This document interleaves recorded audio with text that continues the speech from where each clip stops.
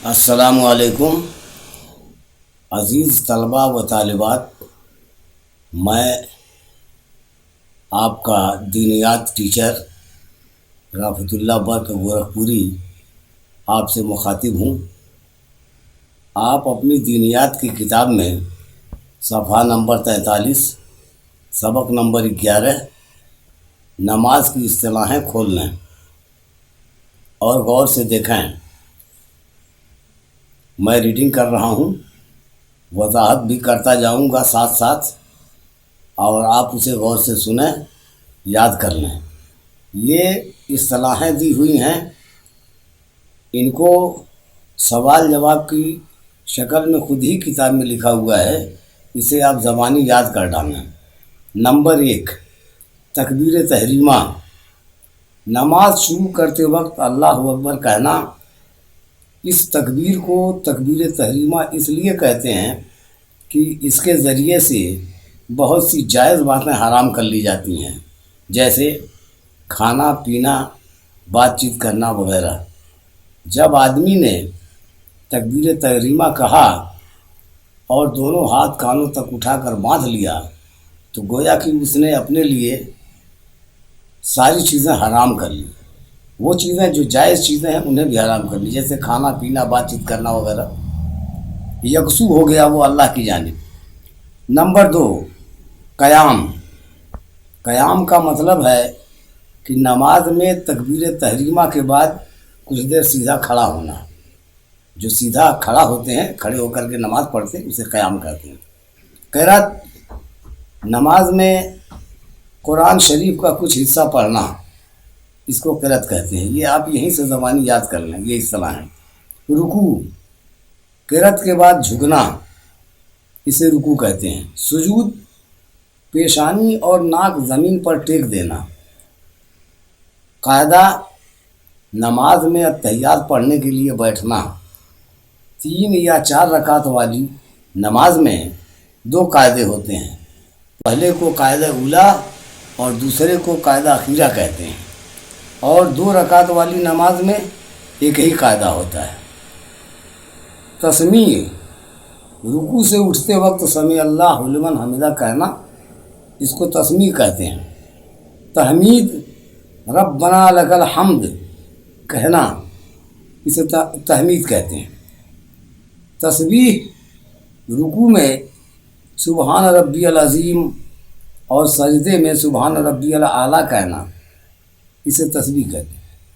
تشہد، قاعدہ میں اتحیات پڑھنا۔ قوما، رکوع سے اٹھ کر سیدھا کھڑا ہونا۔ جلسہ، پہلے سجدے سے اٹھ کر ذرا دیر اطمینان سے بیٹھنا۔ تعوذ، اعوذ باللہ من الشیطان الرجیم پڑھنا۔ تسمیہ، بسم اللہ الرحمن الرحیم پڑھنا۔ یہ نماز کی اصطلاحیں ہیں، اسے آپ زبانی یاد کر ڈالیں اور پھر ہمیں سنائیں۔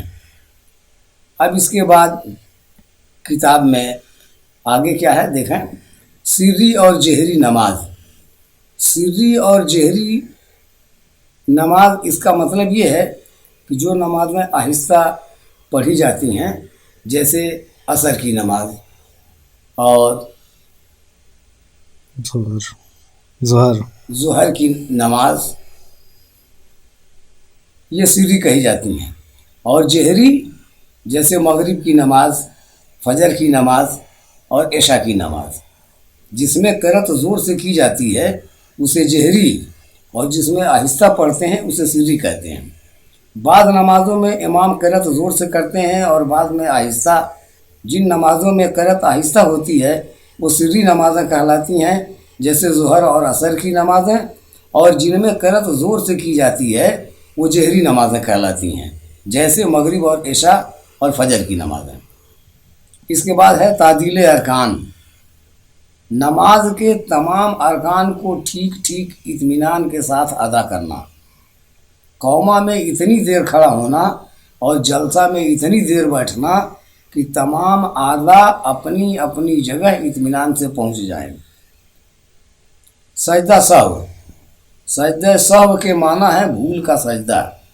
نماز میں اگر بھولے سے کوئی ایک یا ایک سے زائد واجب چھوٹ جائے یا فرض اور واجب کے ادا کرنے میں تاخیر ہو جائے یا قرأت زور سے کرنے کے وقت آہستہ کرے یا آہستہ قرأت کے موقع پر زور سے قرأت کر دے یا عید کی نماز میں تکبیریں یاد نہ رہیں، اس طرح کی صورتوں میں 2 سجدے کرنے سے اس کوتاہی کی تلافی ہو جاتی ہے۔ لیکن اگر کوئی فرض چھوٹ جائے یا قصداً کوئی واجب چھوڑ دیا جائے تو سجدہ سہو سے تلافی نہ ہوگی بلکہ نماز دوبارہ پڑھنی ہوگی۔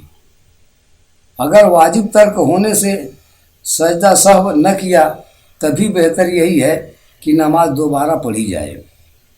سجدہ سہو کا طریقہ یہ ہے کہ قاعدہ آخر میں اتحیات پڑھ کر دائیں طرف سلام پھیر دے اور فوراً 2 سجدے کرے، پھر اتحیات، درود اور دعا پڑھ کر دونوں طرف سلام پھیرے۔ حدیث میں یہ بھی ہے کہ تشہد، درود اور دعا سے فارغ ہو کر اللہ اکبر کہہ کر 2 سجدے کرے اور پھر دونوں طرف سلام پھیرے۔ اس لیے بعض لوگ ایسا کرتے ہیں۔ امام کے ساتھ مقتدی کے لیے بھی سجدہ سہو میں شریک ہونا لازمی ہے، چاہے مقتدی اس واجب کے ترک میں شریک نہ ہو جس کی وجہ سے امام سجدہ سہو کر رہا ہے۔ اب اس کے بعد سجدہ تلاوت۔ قرآن شریف میں کچھ ایسی آیتیں ہیں جن کے پڑھنے یا سننے سے ایک سجدہ کرنا واجب ہو جاتا ہے۔ اس سجدے کو سجدہ تلاوت کہتے ہیں۔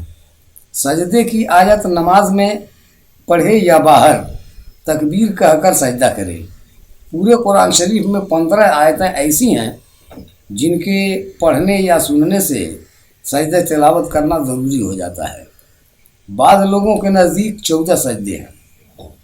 قرأت فاتحہ خلف الامام، یعنی امام کے پیچھے سورہ فاتحہ پڑھنا۔ پیارے رسول صلی اللہ علیہ وسلم نے سورہ فاتحہ پڑھنے کی بہت تاکید فرمائی ہے اور فرمایا جو شخص سورہ فاتحہ نہیں پڑھتا اس کی نماز ہی نہیں ہوتی۔ اس لیے بعض حضرات امام کے پیچھے بھی سورہ فاتحہ پڑھنا ضروری قرار دیتے ہیں۔ امام ابو حنیفہ رحمۃ اللہ علیہ تنہا نماز پڑھنے والے کے لیے تو اس کا پڑھنا ضروری قرار دیتے ہیں، لیکن امام کے پیچھے مقتدی کو پڑھنے سے روکتے ہیں، اس لیے کہ ان کے نزدیک امام کا پڑھنا سب مقتدیوں کی طرف سے کافی ہو جاتا ہے۔ رفع یدین، موڈھوں یا کاندھوں تک دونوں ہاتھ کو اٹھانا رفع یدین کہلاتا ہے۔ حدیث کی کتابوں میں ہے کہ پیارے رسول صلی اللہ علیہ وسلم جب نماز شروع فرماتے تو رکوع میں جاتے یا اٹھتے تو رفع یدین فرماتے۔ اس لیے بعض حضرات رکوع میں جاتے، اٹھتے اور تیسری رکعت کے لیے کھڑے ہوتے وقت رفع یدین کرتے ہیں، یعنی موڈھوں یا کانوں تک ہاتھ اٹھاتے ہیں، لیکن بہت سے علماء اس کو سنت نہیں مانتے۔ وہ کہتے ہیں کہ اول تو آپ صلی اللہ علیہ وسلم نے کچھ عرصے تک یہ فعل کیا، لیکن پھر آپ صلی اللہ علیہ وسلم کا معمول یہ تھا کہ آپ صرف تکبیر تحریمہ کے لیے ہاتھ اٹھاتے، اس کے علاوہ نہ اٹھاتے۔ آمین بالجہر، یعنی زور سے آمین کہنا۔ پیارے رسول صلی اللہ علیہ وسلم نے فرمایا ہے جب آمین کہے تو تم بھی آمین کہو، جب امام آمین کہے تو تم بھی آمین کہو۔ مغرب، عشاء اور فجر کی نمازوں میں سورہ فاتحہ کے بعد جب امام آمین کہے تو مقتدی بھی زور سے آمین کہتے ہیں، یہ سنت ہے، لیکن اتنی زور سے نہیں کہ شور ہونے لگے، اسی کو آمین بالجہر کہتے ہیں۔